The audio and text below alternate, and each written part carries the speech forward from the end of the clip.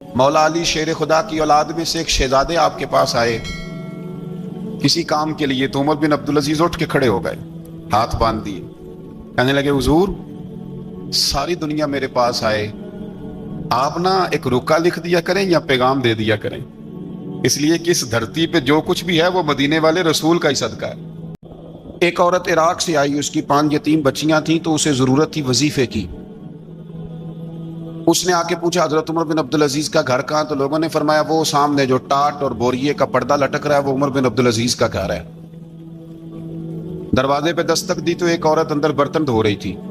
पूछा अस्सलाम वालेकुम, अमीरुल मोमिनीन से मिलना है। वो कहने लगी इस दरख्त की छांव में बैठ जाओ, अभी तशरीफ लाते हैं। थोड़ी देर गुजरी तो हजरत उमर बिन अब्दुल अजीज आए तो कुएं से पानी निकाल के ना, सेन में कुआं था, तो जो जगह में मिट्टी उड़ रही थी ना, गर्द उड़ रही थी, होता है ना असर के बाद लोग पानी फेंकते हैं, वहां पानी फेंकने लगे, छिड़काव करने लगे। तो थोड़ी थोड़ी बातें वो खातून आपसे करने लगी। तो वो जो औरत आई थी ना, वो कहने लगी तुम गुलाम से बातें कर रही हो, तुम्हें पर्दा करना चाहिए। कहने लगी ये गुलाम नहीं, ये मेरे शौहर है और ये अमीरुल मोमिनीन उमर बिन अब्दुल अजीज है। कहने लगी ये उमर बिन अब्दुल अजीज है? कहा हाँ ये उमर बिन अब्दुल अजीज है। तो वो खातून हाजिर हुई, खजूरें उसको दी गई खाने के लिए। उसने कहा हुजूर मेरी 5 यतीम बेटियां हैं, मुझे वजीफा चाहिए। जनाब उमर बिन अब्दुल अजीज ने एक बेटी का नाम पूछा, वल्दियत पूछी, वजीफा लिखा। औरत कहने लगी अल्लाह तेरा शुक्र है मेरी बच्ची का वजीफा लग गया। दूसरी का नाम पूछा, वल्दियत पूछी, उम्र पूछी, वजीफा लगाया। अल्लाह तेरा शुक्र है मेरी यतीम बच्ची का वजीफा। 4 बच्चियों के वजीफे उमर लिखते रहे, खातून अल्लाह की हम्द करती रही। 5वीं का लिखने लगे तो कहने लगी मैंने जमाना बड़ा देखा है पर उमर बिन अब्दुल अजीज तेरी तरह का बंदा नहीं देखा। आप फरमाने लगे अब मैं 5वीं का वजीफा नहीं लिखता, 4 का वजीफा जाके गवर्नर से मंजूर करा ले और 4 को कहना थोड़ा थोड़ा 5वीं को भी दे दे। हुजूर क्यों नहीं लिखते? फरमाया जब तक तू हम्द के लायक रब की हम्द कर रही थी मैं वजीफे लिख रहा था, अब तूने मेरी तारीफें शुरू कर दी। अपनी तारीफ पर कैसे वजीफा लिखूं? वो तो हम्द के लायक है, उसकी हम्द होनी चाहिए, लेकिन मैं अपनी तारीफ पर, अपनी खुशामद पर मैं नहीं लिखता। जा अल्लाह ताला तेरी लिए बेहतरी करे। वो खातून कहती है मैं वहां से आई, मुझे महीनों लग गए, सफर लंबा था, इराक पहुंची तो इराक के गवर्नर को जब मैंने वो रुका दिया तो उनकी चीखें निकल गई, तड़प के रोए। मैंने कहा क्या हुआ? कहने लगी बीबी जिस नेक आदमी ने तुझे ये लिख के दिया था ना, चंद दिन हुए उनका इंतकाल हो गया। उमर बिन अब्दुल अजीज पर्दा फरमा गए। वो खातून फिर रोई, कहने लगी यतीम बेटियों का अब क्या बनेगा, इस रुके का क्या बनेगा? तो आप फरमाने लगे बीबी जब अमीर उमर बिन अब्दुल अजीज जैसा हो तो गवर्नरों को भी अल्लाह कुछ तौफीक दे ही देता है।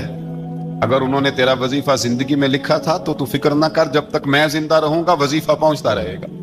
आपके गवर्नर ने लिखा कि हजरत साहब गवर्नर हाउस की इमारत कमजोर हो गई है, नहीं बना लूं। तो आप फरमाने लगे तू अदल का किला क्यों नहीं बनाता, इंसाफ की दीवारें क्यों नहीं खड़ी करता? फरमाया छोड़ ईंटें लगाना, अदल व इंसाफ का किला बना। सबसे बड़ी बात यह थी कि बड़े पाबंद थे सौमो सलात के, दिन को तिलावत करते, रात को इबादत करते, पंजगाना नमाज में खड़े होते, अल्लाह के खौफ की बात आती तो चिड़िया की तरह फड़फड़ाते, डरते। आपकी अहलिया कहने लगी उमर बिन अब्दुल अजीज ये कैफियत कैसे हुई? फरमाने लगे एक जहन में बात बैठ गई थी कि रब ने हिसाब पूछना है और मैंने हिसाब देना है। तो जिसको पता होना मैंने हिसाब देना है और मुझसे किसी ने हिसाब पूछना है, फिर समझें, हिसाब देना है और किसी ने हिसाब पूछना है, हिसाब देना है और हिसाब। तो फरमाते हैं जब ये जहन बन गया ना कि मैंने हिसाब देना है और रब ने हिसाब पूछना है, तो बस फिर मैंने हिसाब करके रखना शुरू कर दिया। फिर मैंने कोशिश की है कि हिसाब करूं कि ना इंसाफी ना हो जाए, जुल्म ना हो जाए। एक आदमी बड़ी दूर से चल के आया, अर्ज की हुजूर आपके गवर्नर ने मेरा माल छीन लिया है, वापस नहीं करता। तो हजरत उमर बिन अब्दुल अजीज रहमतुल्लाह ने रुका लिखा, फरमाया मैंने तो तुझे नेक आदमी समझ के गवर्नर बनाया था और तू लोगों के माल नहीं वापस करता, फौरन वापस कर। उसके नाम जब खत लिखा तो आदमी खुश हो गया। तो आप फरमाने लगे अब ये बता तेरा आने जाने का खर्चा कितना हुआ? अर्ज की हुजूर क्या मतलब? आप फरमाने लगे एक तुझ पे जुल्म हो और दूसरा तेरे ऊपर और खर्चे डाले जाएं। देखे ना, एक आदमी की जमीन पे कब्जा हो, फिर वो वकील करे, फिर वो गवाह इकट्ठे करता फिरे, پھر وہ مسائل میں الجھ جائے. جناب عمر بن عبد العزیز نے ہمیں ایک سوچ عطا فرمائی. فرمایا ایک تیرے اوپر ظلم ہوا, ایک تجھے اتنی تکلیف ہوئی یہاں آنے کی, اور ایک تیرا خرچ ہوا, بتا کتنے پیسے. عرض کی حضور میرا تو لاکھوں کا مال آپ نے واپس کرا دیا ہے, اب چھوڑے خرچے کو. فرمایا نہ بھائی, یہ میرے رسول کائنات کا دین ہے, اس میں ہم ہر شے کا حساب کر کے رکھیں گے. تیرا خرچ ہوا ہے, تیرا خرچہ ہوا ہے, تجھے آنا پڑا, تجھے جانا پڑا. اور دنیا کے منصفوں, فیصلے کرنے والوں, تھوڑا خیال تو کرو کتنے لوگ ہیں جو رول گئے بیچارے رستوں میں کچہریوں کے, جو عدالتوں کے چکر لگا لگا کے تھک گئے, جن کی اولادیں تڑپ اٹھی, مکان بک گئے. انہوں نے اپنے حقوق کیا لینے تھے, ان کی تو باقی چیزیں بھی چلی گئیں. فرمایا خرچہ بتا کتنا ہوا. عرض کی حضور 60 دینار تقریباً. فرمایا اسے مال خزانہ سے 60 دینار بھی دو. پھر فرمایا میری جیب سے اسے 50 اور دو تاکہ یہ آنے جانے میں مزید روٹی کھا سکے, گوشت کے ساتھ روٹی کھائے. اور پھر فرمایا معاف کر دینا, حکومت عمر بن عبد العزیز کی تھی پر تجھے بڑی تکلیف اٹھانی پڑی, اذیت اٹھانی پڑی. یارو اس رنگ میں اس شخص نے حکومت کی, اس انداز میں, اور سب سے بڑھ کر بنو امیہ میں سے تھے. لیکن میرے رسول پاک کی اولاد سے جو پیار, حضور کی نسل سے, کسی نے آپ کے سامنے کہہ دیا, امام جلال الدین سیوطی نے اس کو لکھا ہے, کسی نے عمر بن عبد العزیز رضی اللہ تعالیٰ عنہ کے سامنے کہہ دیا یزید امیر المومنین تھا, مومنوں کا امیر تھا. فرمایا پکڑو اس بدذات کو 20 کوڑے مارو, پکڑو اس نالائق کو, اسے 20 کوڑے مارو. یہ نبی پاک کے خاندان کے قاتل کو امیر المومنین کہتا ہے. یہ فتویٰ جناب عمر کا. مولا علی شیر خدا کی اولاد میں سے ایک شہزادے آپ کے پاس آئے کسی کام کے لیے, تو عمر بن عبد العزیز اٹھ کے کھڑے ہو گئے, ہاتھ باندھ دیے, کہنے لگے حضور ساری دنیا میرے پاس آئے, آپ نا ایک رکا لکھ دیا کریں یا پیغام دے دیا کریں, اس لیے کہ اس دھرتی پہ جو کچھ بھی ہے وہ مدینے والے رسول کا ہی صدقہ ہے. حضور کی اولاد سے پیار, نبی پاک صلی اللہ علیہ وسلم کے خاندان کے ساتھ محبت. حضرت عمر بن عبد العزیز نے فلاح عامہ کے کام کرائے, بڑے بڑے سرائے بنائے, لوگوں کے ٹھہرانے کا بندوبست کیا, وظائف دیے غریبوں کو, مساجد بنائی, مدارس بنائے. آپ کو مجدد کہا جاتا ہے, نئے سرے سے تجدید کی, علماء سے پیار کیا, صدقات و خیرات کا ایک ایسا ماحول دنیا کے اندر بنایا کہ لوگ کہتے ہیں کہ ہم زکوٰۃ دینے کے لیے بندہ تلاش کرتے تھے, پر جناب عمر بن عبد العزیز کے زمانے میں کوئی زکوٰۃ لینے والا میسر نہیں آتا تھا. ایک شخص ملا تو لوگوں نے اس کو اتنی زکوٰۃ دی, اتنی زکوٰۃ دی, اتنی زکوٰۃ دی, لوگ خوشحال ہو گئے. اتنی زکوٰۃ دی کہ اگلے سال وہ خود زکوٰۃ دے رہا تھا. حضرت عمر بن عبد العزیز نے ایسا ماحول بنا کے لوگوں کو دیا, اس طرح کی نوعیت آپ نے لوگوں کو دی کہ خوشحالی نظر آنے لگی. ذمیوں کے, غیر مسلموں کے حقوق کا بھی تحفظ فرمایا. 39 سال عمر پائی, صرف نمازیں بھی پڑھ گئے, صدقے بھی دے گئے, عبادتیں بھی کر گئے, 2.5 سال حکومت بھی کر گئے, اللہ رسول کو راضی بھی کر گئے. عمر پائی 39, پورے 40 نہیں, 39 سال عمر پائی, اتنا کچھ کر گئے. ہم تو بھی انتظار میں رہتے, ہم تو بھی انتظار میں. اٹھ فریدا ستیا تے داڑھی آ گیا ہی پور. اٹھ فریدا, یہ ستیا کا مطلب بابا جی نے غفلت بیان کیا ہے, کہ مطلب یہ نہیں کہ سچی مچی سویا ہوا تھا, کہتے تو غافل ہے. اٹھ فریدا ستیا داڑھی آ گیا ہی پور, اور اگا نیڑے آ گیا ہی, پیچھا رہ گیا ہی دور. 40 سال کی عمر میں آپ کو زہر دے دیا گیا. کچھ لوگوں کو برداشت نہیں نہ ہوا. ایک شخص آیا رکا لے کے, اس نے کہا حضور پچھلا خلیفہ میرے نام 20,000 دینار لکھ گیا ہے, پر وہ فوت ہو گیا ہے, تو آپ یہ رکا ہے, مجھے 20,000 دینار دے دیں. آپ فرمانے لگے سنبھال کے رکھ, شاید میرے بعد والا دے دے. رکا سنبھال کے رکھ, پر مجھ سے نہ امید رکھنا 20,000 دینار تو میں 20,000 گھر میں دوں گا اور 20,000 چولہے جلاؤں گا. میں ایک آدمی کو اتنا امیر کر دوں اور باقی لوگ دیکھتے رہے. آپ کو زہر دے دیا گیا, بیمار رہے, بچوں کو بلایا اور میں بیٹا میں جہنم سے ڈر گیا تھا, تمہارے لیے مال نہیں جمع کر سکا. اس دل نکلا, شدید علیل ہو گئے.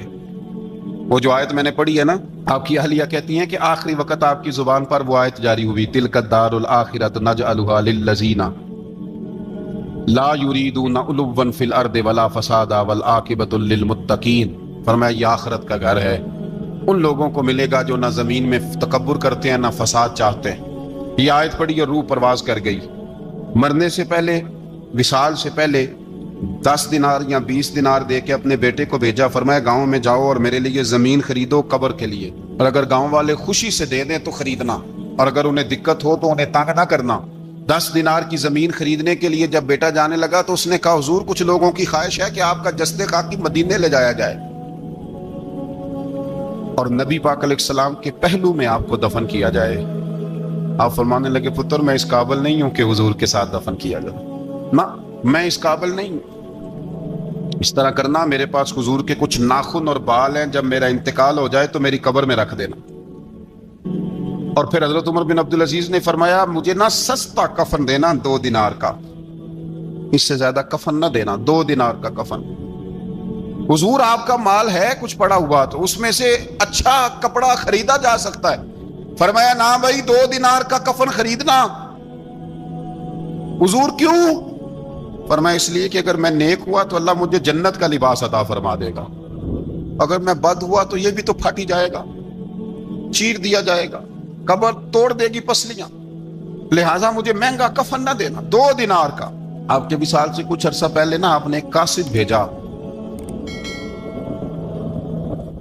रूम के बादशाह के पास वो गया तो वहां उसने एक अजीब मंजर देखा कि वहां एक हाफिज कुरान नाबीना आदमी कैद है, उसकी आंखें मौजूद नहीं हैं और वो चक्की चलाता है, आटा पीसता है। उस कासिद ने उससे पूछा, तो यहां कब से है और ये तेरे साथ मामला कैसे हुआ? तो वो कहने लगा, मुझे इन्होंने गिरफ्तार कर लिया, फिर मुझे कहने लगे ईसाई हो जा। मैंने इनकार किया तो इन्होंने मेरी आंखें निकाल दी। अब मैं सुबह शाम ये थोड़ा सा काम करता हूँ, चक्की पीसता हूँ तो रोटी दे देते हैं। वो कासिद हजरत उमर बिन अब्दुल अजीज के पास आया और आके कहा, हुजूर एक इस तरह का मुसलमान रूम के बादशाह के पास कैद है, एक मुसलमान की तकलीफ। हजरत उमर बिन अब्दुल अजीज ने जब सुना तो रो पड़े, और मैं वो कैद है और वहां कैद है और हम यहाँ आराम से बैठे हैं। फौरन रुका लिखा, कासिद से कहने लगे, वापस जा रूम के बादशाह को जाके कह कि उस नाबीना कैदी को फौरन आजाद करे, वरना मैं एक ऐसा लश्कर भेजूंगा कि इतना बड़ा लश्कर भेजूंगा कि उसका पहला आदमी तेरे पास होगा और आखिरी मेरे पास होगा, और तुझे फिर वो बंदा छोड़ना पड़ेगा, तो अभी छोड़ दे, मैं तुझे पैगाम दे रहा हूं।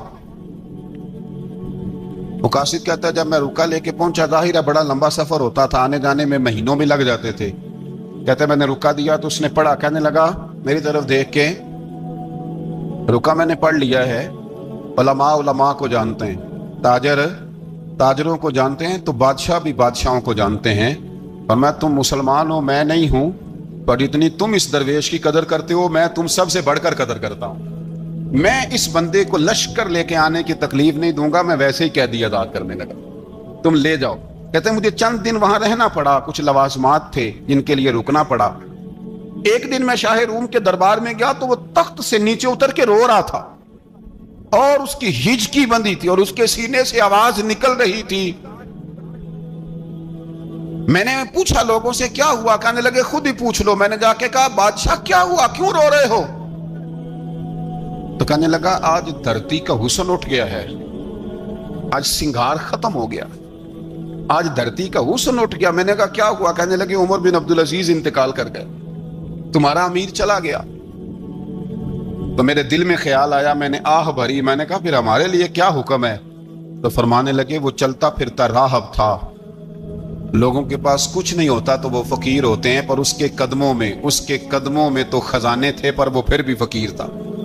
फरमाया उसका हुक्म अगर मैं जिंदगी में मानता था तो मरने के बाद भी बात मानी जाएगी, तुम्हारा कैदी भी तुम्हें वापस किया जाएगा और उमर बिन अब्दुल अजीज की बात भी सुनी जाएगी। किसी ने हजरत अब्दुल्ला इब्न मुबारक से कहा, बड़े जाहिद है, अपने दुनिया छोड़ दी। फरमाया मैं तो आलिम फाजिल होके जाहिद हूँ। जाहिद तो असल में उमर बिन अब्दुल अजीज थे, जो बादशाह होके जाहिद थे। मालिक बिन दिनार भी कहते थे वो बादशाह होके जाहिद हैं। उनका इंतकाल हुआ तो ख्वाजा हसन बसरी फरमाने लगे, आज दुनिया से बेहतरीन आदमी चला गया। हजरत सैयदना इमाम अहमद बिन हंबल फरमाया करते थे, जो उमर बिन अब्दुल अजीज का जिक्र करे रब तो उस पर भी रहमत नाजिल फरमाएगा। अरे ये तो वो शख्स है कि जब तक मौजूद था तो हुस्न मौजूद था, और आज भी इनका जिक्र करें तो अल्लाह दिलों में नूर पैदा कर देता है। हजरत उमर बिन अब्दुल अजीज रहमतुल्लाह अलैह तो वो नेक आदमी थे कि एक शख्स आपसे गुफ्तगू कर रहा था, सरकारी बातचीत हो रही थी तो चिराग भी सरकारी जल रहा था। उसने पूछा हुजूर चले सरकारी बात तो खत्म हुई, तबीयत कैसी, हाल क्या? फरमाया ठहर जो। एक चिराग बंद करके दूसरा जला लिया। उसने कहा हुजूर ये क्या? आप फरमाने लगे वो सरकारी चिराग था, ये मेरा जाती है। जिस शख्स ने इतनी बारीक बीनी के साथ तकवा इख्तियार किया हो, नबी पाक से इतनी मोहब्बत की हो, दुआ करते हैं अल्लाह उन पे करोड़ों रहमतें फरमाए, अल्लाह उन पे बेहिसाब बरकतों का नुज़ूल फरमाए। दो बातें हजरत उमर बिन अब्दुल अजीज की जिंदगी में हमेशा गालिब रही। एक तो दुनिया होने के बावजूद दुनिया से दिल नहीं लगा। ये दो बातें आपने याद रखनी। दिल नहीं लगाया दुनिया से। माल था, दौलत थी, पर वो इस चक्कर में नहीं पड़े कि ये महंगा जोड़ा मेरे घर क्यों नहीं, ये आला कार क्यों नहीं, अब ये वाला मैंने घर। एक ईंट पर दूसरी ईंट नहीं रखी सारी जिंदगी, क्योंकि वो समझते थे जिंदगी मुख्तसर है, तो 40 साल की जिंदगी में ही कमाल कर गए। और दूसरा, हजरत उमर बिन अब्दुल अजीज ने हर वक्त एक चीज अपने ज़हन में रखी कि मुझे अल्लाह के सामने खड़े होना। अल्लाह तबारक व तआला ने फिर एक खूबसूरत इंसान, बनु उमैया की हुकूमत थी, उसी में से एक खूबसूरत धुला हुआ, सजा हुआ, समरा हुआ, खुशबू वाला, मीठा भी, ठंडा भी, प्यारा भी, नेक भी, मुत्तकी भी, उसूल वाला भी, रसूलुल्लाह अलैहि सलाम का गुलाम हजरत उमर बिन अब्दुल अजीज। अल्लाह ताला ने ये मर्द मुजाहिद पैदा फरमाया। आप मदीना शरीफ में पैदा हुए। आपके जो वालिद गिरामी थे वो मिस्र में गवर्नर थे। हजरत उमर बिन अब्दुल अजीज रहमतुल्लाह ताला अलैह की जो वालदा हैं वो हजरत उमर फारूक की पोती हैं, तो आपकी रगों में फारूकी खून भी था। हजरत उमर बिन अब्दुल अजीज रहमतुल्लाह ताला अलैह के वालिद गिरामी ने आपको मदीने में पढ़ने के लिए छोड़ा। हजरत साले बिन केसान एक आलिम और मुहद्दिस थे, उनके पास आपने तालीम पाई। और जनाब उमर बिन अब्दुल अजीज रहमतुल्लाह ताला अलैह के वालिद अगरचे मिस्र में थे, लेकिन आपको मदीना में रखा, आपने मुकम्मल तालीम हासिल की, इल्म हासिल किया। छोटी सी उम्र में कुरान पाक के हाफिज भी हो गए। फिर जब बड़े हुए तो अल्लाह ने यह मौका दिया, चूंकि खानदान की हुकूमत थी, तो आप मदीना शरीफ के गवर्नर बने। और मदीना मुनव्वरा के साथ साथ आपको ताइफ की हुकूमत भी मिली, मक्का मुकरमा की हुकूमत भी मिली। फिर बाज़ जगह पे तो यह है कि आपने खुद किसी वजह से इस्तीफा दिया, और बाज़ जगह यह है कि साजिश करके आपको माजूल किया गया। लेकिन हजरत उमर बिन अब्दुल अजीज नेक बड़े थे, परहेजगार बड़े थे, पर खुश लिबास भी बड़े थे। खादिम को जब भेजते थे ना बाजार, तो कहते थे जो सबसे महंगा जोड़ा हो वो खरीद के लाना। खुशबू बेहतरीन इस्तेमाल करते थे। जब गुजरते थे तो लोगों को पता चलता था कि कोई आम नहीं गुजरा, उमर बिन अब्दुल अजीज गुजरे। जब तक गवर्नर रहे, जब तक खानदान में रहे, माहौल और रहा। सुलेमान बिन अब्दुल मलक खलीफा जब जाने लगे तो उन्हें वसीयत कर दी कि मेरे बाद उमर बिन अब्दुल अजीज खलीफा होंगे। यहां तो लोगों को ओहदा मिले तो लोगों की कैफियत बदल जाती है ना, लेकिन जब हजरत उमर बिन अब्दुल अजीज का ऐलान हुआ तो रोने लगे, एक कोने में बैठ के रोने लगे। फरमाने लगे मुझे उम्मीद नहीं थी कि वो इतना बड़ा बोझ मेरे कंधों पे डाल के चला जाएगा। इतने सारे लोगों का बोझ, इतने सारे लोगों की आजमाइश। खैर चूंकि वसीयत थी, आपकी बैत ली गई। बैत लेने के बाद आप मिंबर पे चढ़े तो फरमाया लोगों मैं तुम्हें आज़ाद करता हूं, अगर तुम मेरे अलावा किसी को हुक्मरान बनाना चाहो तो मुझे कोई एतराज नहीं है। लोगों ने कहा नहीं, आप ही हमारे हुक्मरान होंगे। हजरत उमर बिन अब्दुल अजीज दुनिया इस्लाम के अंदर ऐसी मिसाल हैं, अच्छी तरह समझ लें कि जब हालात अब नहीं अब तर हो गए थे, बद नहीं बदतरीन हो गए थे, और बड़े बड़े लोगों ने अजीब माहौल घड़ लिए थे, उस माहौल में आए। लंबी नहीं, 2.5 साल हुकूमत की सिर्फ, लेकिन लोगों को हजरत सिद्दीक अकबर की याद आने लगी, लोगों को सैयदना फारूक आजम की याद। आपकी जो बीवी थी वो भी बादशाह की बेटी थी, बादशाह की बीवी भी बन गई। पहले दिन अपनी बीवी से कहा कि अब हम बन गए हैं अमीर, अब हमारे जिम्मे बहुत सारी जिम्मेदारियां हैं, अब हालात उस तरह के नहीं होंगे जिस तरह के पहले हुआ करते थे, अब तुम्हें मेरा साथ देना है। अपना सारा जेवर दो, मैं बैतुल माल में जमा कराना चाहता हूं। ये बड़ा मुश्किल काम होता है किसी खातून के लिए। सारा माल वहां जमा करा दिया।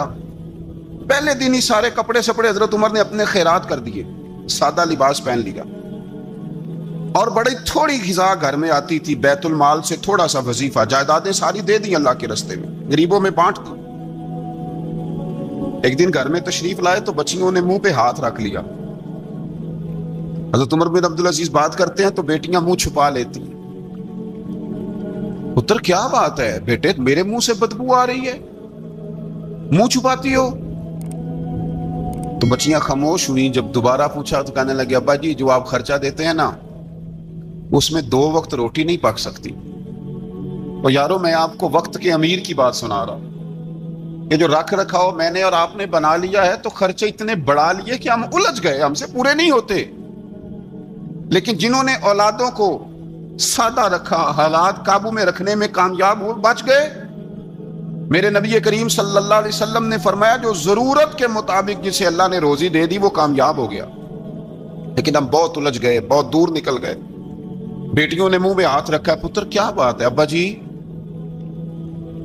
اتنے پیسے آپ لاتے ہیں 2 وقت کی روٹی نہیں پک سکتی، تو ہم نے پیاز سے روٹی کھائی ہے، منہ سے بدبو آ رہی ہے، تو اس لیے آپ کے سامنے منہ نہیں کھولا کہ آپ کو کراہت ہوگی. تو حضرت عمر بن عبدالعزیز آنکھوں میں آنسو تو آئے پر کہنے لگے یا اللہ تیرا شکر ہے کہ جس جگہ میں اپنی اولاد کو کھڑا کرنا چاہتا تھا میری اولاد وہاں کھڑی ہو گئی ہے. یہ پیاز سے روٹی کھا کے بھی شکر ادا کرتی، پیاز سے روٹی کھا کے بھی. آپ یقین کریں میرے ابا جی میری والدہ سے کہتے تھے کہ بڑولے میں گندم میں نے ڈلوا دی ہے، یہ میری ذمہ داری تھی. اب اچار کا ایک مرتبان بنا لے تو انشاءاللہ گرمیاں مسئلہ کوئی نہیں. میں نے دیکھا ہے انہیں پیاز سے روٹی کھاتے، میں نے دیکھا ہے وہ ایک پیاز سے روٹی کھاتے اور پیاز روٹی کے اوپر رکھ لیتے. اور آخر میں ان کا چہرہ جب ہم لوگ دیکھتے تو وہ کہتے اللہ تیرا کتنا شکر ہے، سوال نہیں کرنا پڑا، گندم بھی اپنی تھی، پیاز بھی اپنا تھا، گھر میں نے بچوں کے بیچ بیٹھ کے روٹی کھا لی. اور یوں لگتا تھا کہ وجود بھی ان کا سارا شکریہ ادا کرتا ہے صرف زبان میں. حضرت عمر بن عبدالعزیز نے اپنے گھر کے اندر عید والے دن بیٹیوں نے کہا ابا جی جوڑے پرانے ہیں، یارو ہو جاتا ہے، بس تھوڑا سا نا توجہ کی ضرورت ہے، ہو جاتا ہے، نئے کپڑے لینے. اب ایک گھر میں شادی ہوتی ہے تو اس گھر سے تعلق رکھنے والے ہر گھر میں شادی سمجھنے شروع ہو گئی. لاکھوں روپے کا مال صرف کپڑوں پہ، جوتوں پہ اور ان کے لوازمات پہ لگتا ہے. غربت کیسے ختم ہوگی؟ حالات کیسے ٹھیک ہوں گے؟ پردیس میں جانے والے واپس کیسے آئیں گے؟ کس طرح یہ ماحول ٹھیک ہوگا جب اخراجات اتنے بڑھا لیے جائیں؟ حضرت عمر بن عبدالعزیز رحمۃ اللہ علیہ کی بیٹیوں نے کہا عید پہ کپڑے لینے، ضد کی تو جناب عمر نے اپنے وزیر خزانہ کو خط لکھا، فرمایا 1 مہینے کی تنخواہ مجھے ایڈوانس دے دو، بیٹیوں کے کپڑے لینے ہیں. تو جب بادشاہ عمر بن عبدالعزیز جیسا ہو تو پھر وزیر بھی نیک ہی ہوتے ہیں، وزیر بھی نیک. تو وزیر کہنے لگا حضور کچھ باتیں آپ سے سیکھی ہیں، اگر اجازت دیں تو کر لوں. کہا جناب کرو. کہنے لگے آپ 1 مہینے کی تنخواہ ایڈوانس مانگ رہے ہیں، آپ 1 مہینے تک زندہ رہیں گے؟ یہ آپ سے سیکھی ہوئی باتیں. حضرت عمر بن عبدالعزیز کہنے لگے رب تیرا بھلا کرے، تو نے سوئے ہوئے عمر کو پھر سے جگا دیا. بیٹیوں سے آ کے کہنے لگے پتر پرانے کپڑے دھو کے پہن لو، اگر کپڑے دھو کے پہن لوگی اور پہن کے رب کی بارگاہ میں کھڑے ہوگی تو رب تو پہلے ہی بڑا قبول فرمانے والا ہے، اللہ تو پہلے ہی بڑا قبول کرنے والا ہے. تو صاحب یاد رکھیں حضرت عمر بن عبدالعزیز نے اپنے گھر کے اندر یہ ماحول پیدا کیا، اپنے گھر کے اندر یہ کیفیات آپ نے بنائیں، بنا کر کے سجائیں. میرے عزیز یاد رکھیں کچھ چیزیں ایسی ہوتی ہیں جن پر انسان اگر توجہ کر لے تو آسانی سے معاملات ٹھیک ہو جاتے ہیں. حضرت عمر بن عبدالعزیز نے خود بھی سادگی اختیار کی، آپ کے بچوں نے بھی سادگی. ہوتا یہ ہے کہ جس طرح کا حکمران ہوتا ہے نا رعایا پر اس کے اثرات ہوتے ہیں، یہ ایک اصولی بات ہے. جس طرح کا حکمران ہو رعایا پر اس کا اس طرح کا. ولید بن عبد الملک جب حکمران تھا نا تو اسے عمارتیں بنانے کا بڑا شوق تھا، بڑی بڑی بلڈنگیں کھڑی کرنا، بڑے بڑے محلات بنانا. تو اس زمانے میں ہر آدمی بلڈنگ کی بات کرتا تھا، ہر آدمی جو ہوتا تھا وہ کسی نہ کسی نئے مٹیریل کی بات کرتا تھا، نئے نقشے کی بات کرتا تھا. جب سلیمان بن عبد الملک حکمران بنا تو سلیمان بن عبد الملک جو تھا اس کو شوق تھا شادیاں کرنے کا. یہ بھی شوق ہوتا ہے بادشاہوں. اس زمانے میں لوگ شادی کی بات کرتے تھے، نکاح کی بات کرتے تھے، بیاہ کی بات کرتے تھے. تو پورے ماحول کے اندر ایک چیز پیدا ہو گئی تھی.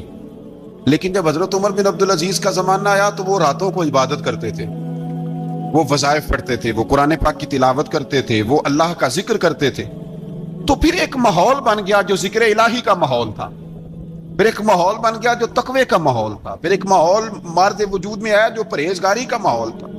عام عوام بھی اللہ کے ذکر کی باتیں کرنے لگی، عام ماحول بھی اس طرح۔ حضرت عمر بن عبدالعزیز نے سب سے پہلا یہ کام کیا کہ بادشاہی پروٹوکول ختم کرائے، ختم ہو گئے پروٹوکول۔ آپ نے فرمایا کوئی شاہی خاندان کا بندہ ہے تو کسی کا کوئی پروٹوکول نہیں ہے، میرا بھی کوئی پروٹوکول نہیں ہے، بلکہ آپ نے فرمایا کسی خطیب کو، کسی امام کو اجازت نہیں کہ میرا نام لے کے میرے لیے دعا کرے۔ سب مسلمانوں کے لیے دعا کرنا، فرمانے لگے الحمدللہ میں مسلمان ہوں، جب تم مسلمانوں کا نام لے کے دعا کرو گے تو میں بھی اندر ہی آ جاؤں گا۔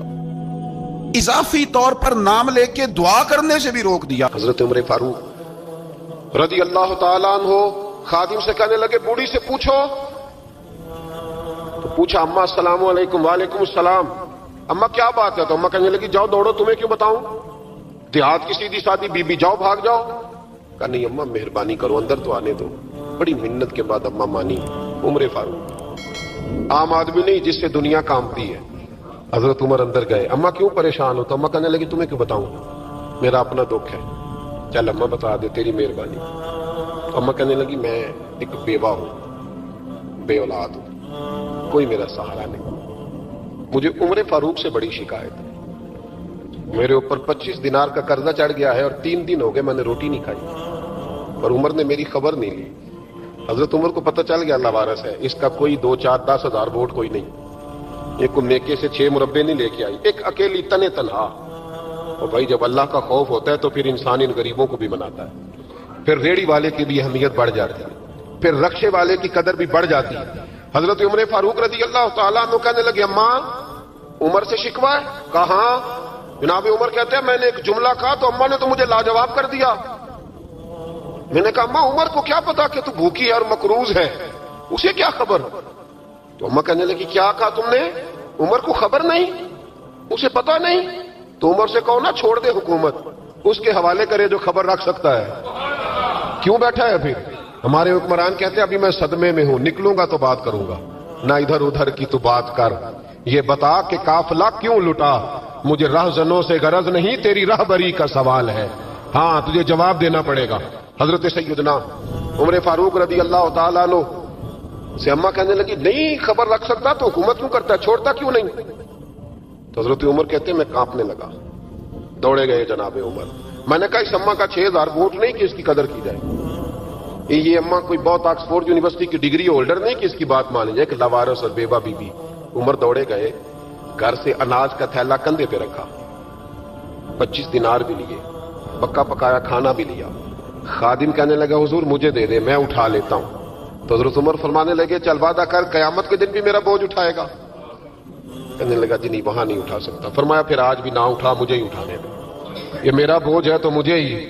اماں کے سامنے 25 دینار بھی رکھے، پھر اماں کو حضرت فاروق اعظم نے 2 مہینے کا راشن بھی دیا، پھر پکا پکایا کھانا بھی دیا۔ معمولی آدمی کی بات نہیں کر رہا، 24 لاکھ مربع میل کا حکمران۔ حضرت عمر مدینے میں بیٹھ کے کبھی للکار دیں تو کیسر و کسرا کی ٹانگیں کانپیں۔ جناب عمر فاروق رضی اللہ کھانا کھلا کے اماں چارپائی پہ تھی تو عمر نیچے بیٹھ گئے، کہنے لگے اماں چل عمر کو معاف کر دے، چل چل جانے دے، کوئی عرض نہیں، بیچارے کو پتہ نہیں چلا۔ تو اماں کہنے لگی تو نے پھر عمر کا ذکر چھیڑ دیا۔ بیٹے میرے گھاؤ بڑے گہرے ہیں، میرے زخم بڑے سخت ہیں، کلیجہ پھٹے تو تجھے دکھاؤں کتنی تکلیف میں ہوں، میں تو پکا ہوا پھال ہوں، کسی وقت بھی دنیا سے چلی جاؤں گی، میں نے عمر کو معاف نہیں کرنا۔ جب میں قبر میں جاؤں گی نا، نبی کریم علیہ السلام آئیں گے تو میں عمر کی شکایت کروں گی، میں کہوں گی حضور اس سے پوچھئے یا رسول اللہ بیوہ اور بوڑھی کا خیال ہی نہیں کیا؟ تو آپ کے غلام کہتے ہیں میں نے عمر کو کبھی اتنا روتے نہیں دیکھا جتنا آج روئے۔ کہنے لگے اماں عمر کو میں جانتا ہوں وہ کمزور ہے، یہ شکایت نہ لگانا، وہ کمزور ہے، مقابلہ نہیں کر سکے گا، یہ شکایت نہ لگانا، چل معاف کر دے۔ تو اماں کہنے لگی اچھا تو مجھے کچھ اچھا لگتا ہے، جا تیری خاطر عمر کو معاف کیا، تو پیارا لگا ہے، جا معاف کیا، تیری خاطر معاف کیا، تیری خاطر عمر کو معاف کیا۔ حضرت عمر فاروق کہنے لگے مجھے لکھ کے دو، کون اتنے جتن کرتا، کون؟ کسی سے کہنا جا اپنی اماں کو منا لے، تو کہتے ہیں نہیں نہیں میری غلطی کوئی نہیں، تو مناؤ کس بات پہ، ہمیں تو 20 دلیلیں آتی ہیں، جا ابا کے پیر پکڑ لے۔ پتہ ہے نبی پاک علیہ السلام نے فرمایا جس کا باپ راضی ہوگا اسی کا اللہ راضی ہوگا، اور جس کا باپ ناراض ہوگا وہ سارا دن وظیفے پڑھے، اس کا اللہ راضی۔ یہ ابو داؤد شریف کی حدیث ہے۔ نا جی بڑی مہربانی، پیسے نہ لائیے گا اب بات سنیں، وہ بھی میں سمیٹنے کی طرف آ رہا ہوں، ختم کر رہا ہوں، آپ میری بات پہ توجہ رکھیں۔ عزیز بھائی، نبی کریم صلی اللہ تعالی علیہ وسلم نے جو اپنے غلاموں کی تربیت کی تو حضرت عمر فاروق کہنے لگے لکھ کے دو، لکھ دو۔ تو اماں کہنے لگی آپ لکھیں میں سائن کر دیتی ہوں، آپ لکھ دیں میں سائن کرتی ہوں۔ حضرت عمر نے لکھا فلاں بنت فلاں کو عمر سے شکایت تھی، پھر انہوں نے عمر کو معاف کر دیا۔ اماں سائن کرنے ہی لگی تھی کہ مولا علی شیر خدا آ گئے، حضرت عبداللہ ابن مسعود آ گئے۔ اوہو عمر یہاں بیٹھے ہوئے ہو، میں سارے مدینے میں تلاش کر رہا تھا، یہاں بیٹھے ہو، وہ کچھ لوگ ملنے آئے، نکلو۔ اماں نے سنا کہ یہ عمر تھے تو اماں اٹھ کے کھڑی ہو گئی، آئے ہائے عمر تھے، آپ عمر تھے؟ تو جناب عمر کہنے لگے اماں تو نے جو کہا ٹھیک کہا، لیکن اپنے وعدے پہ قائم رہا، یہ ذرا سائن کر دے۔ اماں نے سائن کیے تو حضرت عمر فاروق فرمانے لگے علی آ گئے ہو تو بطور گواہ تم بھی دستخط کر دو، عبداللہ ابن مسعود تم بھی بطور گواہ جب سائن ہوئے تو جناب عمر نے رکا لپیٹا اور مولا علی شیر خدا سے فرمانے لگے علی یہ رکھ لو، مجھے لگتا ہے میں تم سے پہلے دنیا سے جاؤں گا، اور جب میں پردہ کر جاؤں نا تو یہ رکا میرے کفن میں رکھ دینا۔ اگر حضور علیہ السلام نے پوچھا نا میری امت کے ساتھ کیا سلوک کر کے آئے ہو تو رکا نکال کے کہوں گا یا رسول اللہ ایک بوڑھی ناراض تھی میں اسے بھی راضی کر کے آیا ہوں، حضور یہ میں راضی۔ بھائی جب تک ہم اللہ سے نہیں ڈرتے معاشرہ اصلاح پذیر نہیں ہو سکتا۔ حضرت عمر فاروق رضی اللہ تعالیٰ عنہ نا باہر والوں کا بھی بڑا سخت حساب کرتے تھے، بڑا۔ ایک گورنر صاحب نے لباس بڑا شاندار پہننا شروع کر دیا تھا تو حضرت عمر نے اتروا کے نا تو انہیں ٹاٹ کا لباس پہنا کے تو اونٹ چرانے کی ڈیوٹی دے دی تھی، اتنا سخت احتساب کرتے۔ کسائی کی دکان پر بھی 1-2 گھنٹے کھڑے ہوتے تھے، جو آدمی مسلسل 2 دن گوشت خریدتا تھا نا فرماتے تھے اس کا ٹیکس بڑھا دو، لوگوں کو دال نہیں مل رہی اور یہ روز گوشت کھاتا ہے۔ حضرت فاروق اعظم اس کو جزیہ کہا جاتا تھا، کچھ اور معاملات ہوتے تھے بڑھا دیتے تھے۔ مسلسل جو 2 دن آدمی گوشت کھاتا تھا فرماتے تھے مدینے میں غربت ہے، اگر یہ والا نظام تم کرو گے تو غریب لوگ کس کی طرف دیکھیں گے۔ لیکن اس سے زیادہ بڑھ کر جو ان کی زندگی کا معیار اور سٹیٹس تھا وہ یہ تھا کہ اپنے گھر کا خاص خیال رکھتے، خاص توجہ کرتے۔ ملک شام سے اور ایران سے کچھ لوگ آپ کی خدمت میں آئے تو وہاں سے کچھ کنیزیں بھی آئیں، ان کے بادشاہ پیغام لے کے۔ شاہ ایران کی کنیز کو ملکہ نے کہا کہ نا حضرت عمر کی زوجہ کو دیکھ کے آنا ذرا کس طرح کی۔ ہمارے ملک میں کیا کہتے ہیں خاتون اول، جی خاتون، باقی سارے دونوں میں خاتون اول، ذرا خاتون اول کو دیکھ کے آنا۔ تو وہ جب آئی نا گھر میں ملنے تو کہا کہ مجھے میری ملکہ نے کہا تھا کہ عمر کی زوجہ سے اہلیہ سے ملاقات کر کے آنا۔ تو حضرت عمر کی اہلیہ نے نا ایک جوڑا کپڑوں کا دے دیا ملکہ کے لیے اور ایک خوشبو کی شیشی دے دی۔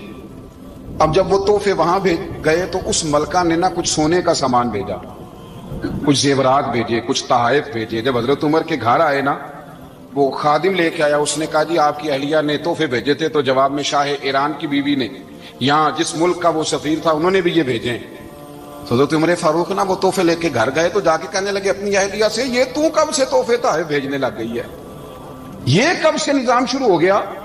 تو کہ حضور تحفہ دینا لینا تو ٹھیک ہے، سنت ہے، محبت بڑھتی ہے، تو یہ کوئی قباحت نہیں، اور میں نے اپنی ذاتی استعمال کے لیے جو چیزیں رکھی تھی وہ میں نے دی ہیں۔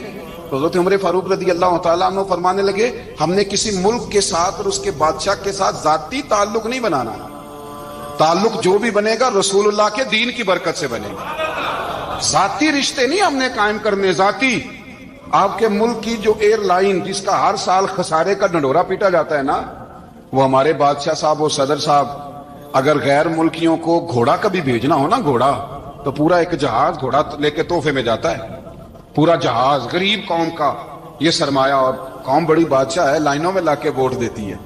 2 کام ہمیشہ لائن میں لا کے کرنے، ایک بل لائن میں لا کے جمع کرانا ہے اور ایک ووٹ لائن میں لگ کے، تاکہ پھر پورے 5 سال لائن میں ہی لگے رہیں۔ مرضی سے آپ ووٹ دینا پر جو بات درست ہے اس کو سنو۔ اور وَلِمَنْ خَافَ مَقَامَ رَبِّهِ جَنَّتَانِ، جو رب کے سامنے کھڑے ہونے سے ڈرتا ہے رب اسے 2 جنتیں عطا کرتا ہے۔ اعوذ باللہ من الشیطان الرجیم، بسم اللہ الرحمن الرحیم، کل نفس ذائقۃ الموت